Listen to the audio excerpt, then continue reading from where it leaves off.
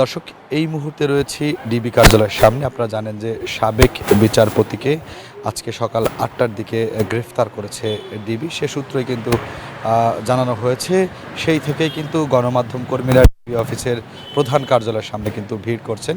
আসলে তার সম্পর্কে আরও কি তথ্য জানা নাই, তবে এ বিষয়ে ডিবি এখনও কোনো কিছু কিন্তু খোলাসা করেনি। যদিও বলা হয়েছে যে সাবেক প্রধান বিচারপতি এবিএম খায়রুল হককে গ্রেফতার করা হয়েছে বৃহস্পতিবার সকাল ৮টার দিকে। ডিবি সূত্রে তথ্য কিন্তু জানিয়েছে ডিবির যুগ্ম কমিশনার মোহাম্মদ নাসিরুল ইসলাম। ৮টার কিছু সময় পর সাবেক এই বিচারপতিকে আটক করে ধানমন্ডি তার বাসা থেকে। এই মুহূর্তে দেখতেই পাচ্ছেন যে ডিবি কার্যালয়ের সামনে শুনশান নীরবতা বিরাজ করছে এবং গণমাধ্যম কর্মীদের যে আনাগোনা সেটি কিন্তু দেখা যাচ্ছে ডিবি অফিসের সামনে। যদিও এ বিষয়ে দুপুরে ব্রিফ করার কথা রয়েছে। ডিবি অফিসের কার্যালয় দেখতেই পাচ্ছেন যে একদমই শুনশান নীরবতা। যদিও যে সাবেক প্রধান বিচারপতিকে আটক করা হয়েছে এ বিষয়ে ডিবি থেকে ব্রিফ করার কথা রয়েছে। দুপুর পরে সে বিষয়ে ব্রিফ করবে।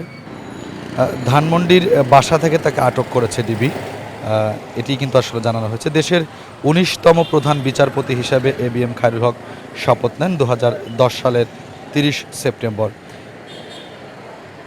সম্প্রতি সাবেক প্রধান বিচারপতি খায়রুল হককে গ্রেফতারের যে বিষয়টি সংবাদ সম্মেলন করে জাতীয়তাবাদী আইনজীবী ফোরাম। দেশের বিচার বিভাগ ও গণতন্ত্র ধ্বংসের মূল কারিগর উল্লেখ করে তাকে বিচারের মুখোমুখি করার দাবি জানায় সংগঠনটি জানিয়েছে। খায়রুল হকের বিরুদ্ধে ইতিমধ্যে বেশ কয়েকটি মামলা হয়েছে।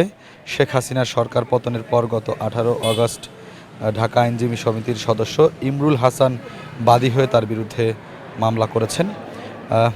দেখতেই পাচ্ছেন যে এই মুহূর্তে আসলে ডিবির কার্যালয়ের সামনে একদমই শুনশান নিরাপত্তা চলছে।